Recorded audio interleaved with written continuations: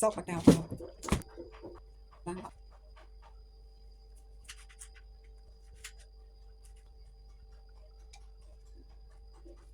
กล้วย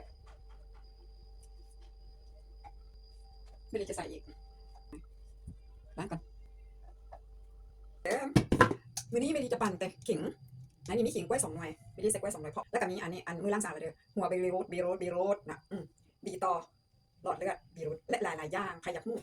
ข้อมูลประโยชน์เกี่ยวกับบีรูทกินแล้วดีแบบใดต่อร่างกายของมนุษย์เราแม่บ้านแนะนำให้เข้าไปเบิ่งในช่อง YouTube เด้อเพราะแม่บ้านก็จื้อบ่หมดจดบ่ได้จดก็เลยบ่จื้อบ่จำหลายจื้อน้อยๆนึงข้อ2 ข้อก็เลยมาแชร์สู่ฟังเนาะไปเบิ่งกันเลยสีออกมาสิเป็นสีหยังเนาะมื้อนี้น่าจะเป็นสีชมพู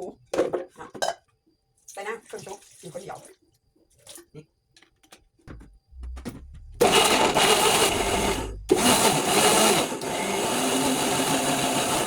แน่เรียบร้อยอุ้ยสีสมงามพี่น้องเจ้าพุ่นน่ะคือกับสีสุดออกกำลังกายแม่ลีเลย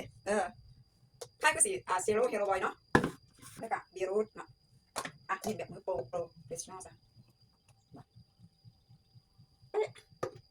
ชิมกันขิงหอมเปลือกมะนาวอย่าลืมเด้อกดใจให้แม่บ้านแดกดไลค์ให้แม่บ้านแดแม่บ้านตัวน้อยแม่ลีนี่ล่ะมาฮอดนี้ลาไปก่อนพบกันใหม่คลิปต่อไปซิมอีกก่อนกินอีกก่อนจังว่า